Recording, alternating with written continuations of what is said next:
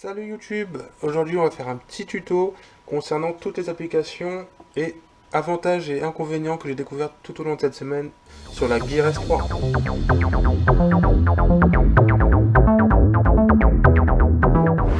Alors tout d'abord, je tenais à vous dire que la batterie tient bien 4 jours.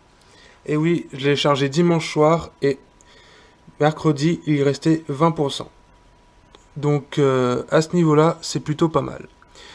Donc ensuite, au niveau de l'ergonomie, je l'ai trouvé assez sympa, parce que quand on a une main disponible, avec la roulette, c'est plus simple, contrairement à d'autres applications qu'on peut utiliser. Donc la roulette, elle est super sympathique. L'écran, nickel, rien à dire. Donc à ce niveau-là, l'ergonomie... Donc nous voilà pour les petits inconvénients que j'ai constatés sur l'application de la Gear S3. Donc... déjà, ce que je trouve pas mal à ce niveau-là, c'est qu'on peut voir le niveau de batterie, le stockage de données, qui se remplit assez rapidement, je l'avoue, parce que on peut importer quelques musiques, les jouer sur la Gear S3, mais ça prend pas mal de place, et vu qu'on n'a que 4 Go disponibles, c'est assez compliqué. Et bien sûr, la RAM disponible. Donc, au niveau de l'application, on s'y perd assez facilement, c'est-à-dire, par exemple, je veux plus de cadrans, c'est bien, on a pas mal d'options et tout. Si je veux des applications, c'est top des applis, donc on se retrouve souvent sur des applications juste pour les cadrans. Après on est pas mal embrouillé au niveau des prix, il y a du gratuit, du payant, donc faudra s'améliorer là-dessus, je pense. Donc je pense que Samsung devrait développer un peu plus là-dessus. Au niveau de la montre, il y a pas mal de choses qui sont intéressantes, comme créer un rappel.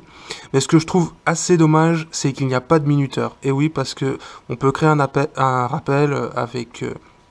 on lance le rappel avec un vocal, mais on peut pas faire de minuteur. Donc il faut calculer le temps qu'on veut interagir. Donc c'est assez dommage.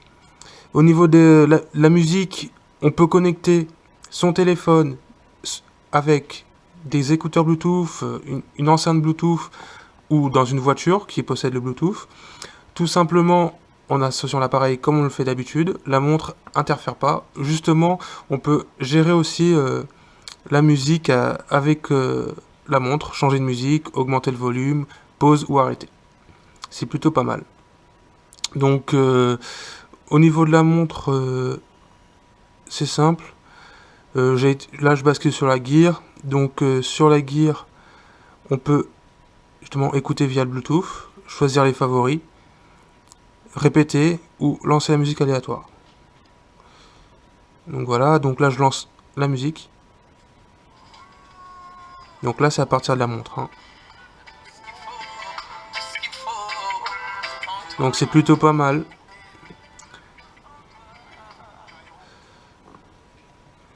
Donc c'est assez simple. Au niveau des appels, j'ai eu l'occasion de faire quelques appels avec la montre. C'est assez on va dire, simple à répondre. Ce que je trouve désavantageux, c'est que quand on s'éloigne d'une dizaine de mètres avec la montre, ou 5 ou 6 mètres, on commence à avoir des latences au niveau de l'appel. C'est assez dommage. Par rapport à ça, bon, appeler avec sa montre, si on est tout seul, c'est bien, mais quand il y a du monde autour, si on va être discret, c'est pas évident. Donc voilà. Sinon, je trouve la montre, au bout d'une semaine, elle tient beaucoup. Elle a une ergonomie super sympathique. J'ai rien à dire à ce niveau-là. Les améliorations apportées, c'est de mettre un minuteur, une appli, au minimum. J'ai testé différentes applis pour voir ce que ça donnait. Des jeux, mais c'est que avec le cadran qui sont proposés.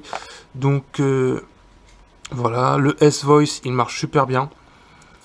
À ce niveau-là, il y a pas mal d'applications, mais je pense que je vais faire une autre vidéo avec le top 5 des applications sur la Gear S3, que à mon avis vous aurez dans moins d'une semaine.